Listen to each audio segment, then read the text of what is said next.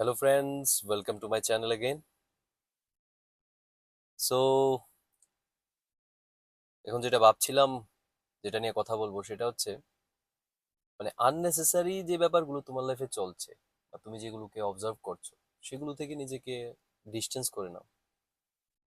মানে তোমার জন্য যেটা ইম্পর্টেন্ট অন্য আরেকজনের জন্য সেটা ইম্পর্টেন্ট নাও হতে পারে, আর তোমার জন্য সেটা যেটা ইম্পর্টেন্ট না সেটা অন্য আরেকজনের জন্য ইম্পর্টেন্ট হয়।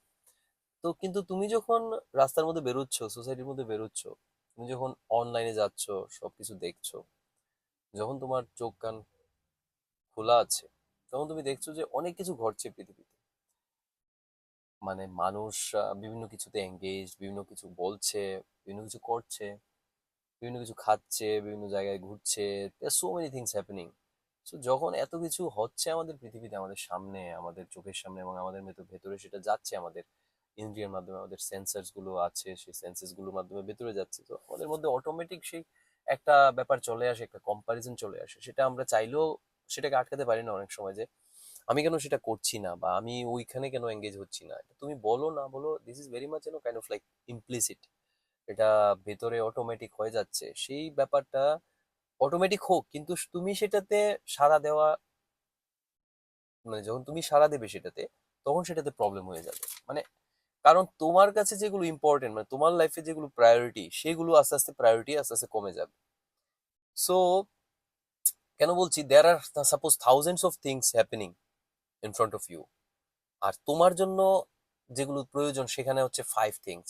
তাহলে তুমি সেই 995 থিংস, তোমার এই সেই যে থিংস, যে ব্যাপারটা আছে, সেই প্রায়োরিটিটাকে মানে ওভার পাওয়ার করে দেবে।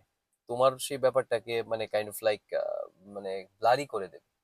তো তোমার দরকার হচ্ছে সেই যে মানে নিজের যে যে অ্যাক্টিভিটি গুলো, সেগুলোকে প্রায়োরিটি দাও। আশেপাশে কি হচ্ছে সেটা দেখার দরকার নেই।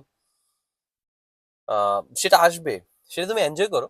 You as a spectator, kind of like you see a movie, when you watch a movie, things are going on and you see on the screen।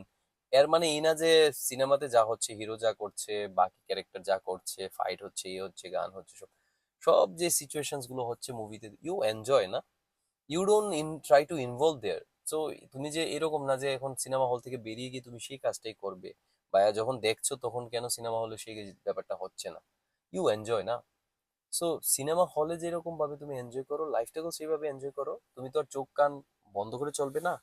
You will see, you will watch all this things, but তোমার priority যেগুলো আছে সেগুলোকে minimise না করে, সেগুলোকে তুমি প্রায়োরিটিতে রাখো, সেগুলোর উপরে তুমি কাজ করো, সেগুলোকে নিয়ে ডেভেলপ করো।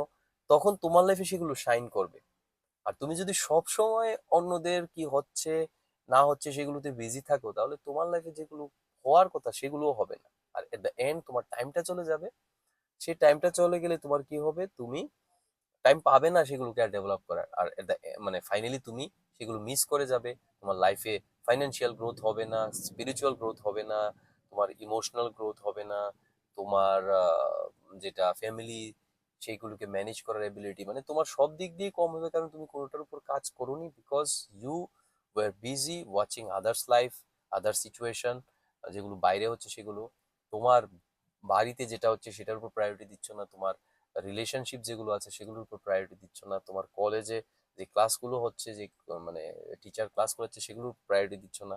তোমার লাইফে যা যা করছে সেগুলোর উপর তুমি প্রায়োরিটি দাও। তার মধ্যেও যেগুলো খুব ইম্পর্টেন্ট না সেগুলোকে আস্তে আস্তে করে বাদ দাও। তারপর যেগুলো প্রায়োরিটি হাই সেগুলোকে আগে করতে থাকো। প্রায়োরিটি হাইয়ের মধ্যে নিজেকে স্কিল ডেভেলপ করো, স্কিল বানাও, স্কিল ডেভেলপমেন্ট করো। সেখানে গিয়ে ইন্টারভিউর প্রসেসগুলো দেখো, কি কি জব অপরচুনিটি আছে আমাদের মার্কেটে সেগুলো দেখো, নিজেকে প্রিপেয়ার করো। তখন সেখান থেকে তুমি বেরিয়ে আসবে একজন একটা ব্যক্তি যে নিজে জবের জন্য এলিজিবল, স্কিল্ড, ক্যাপাবল, কিভাবে সোসাইটিতে চলতে হয় সেটাও বুঝে।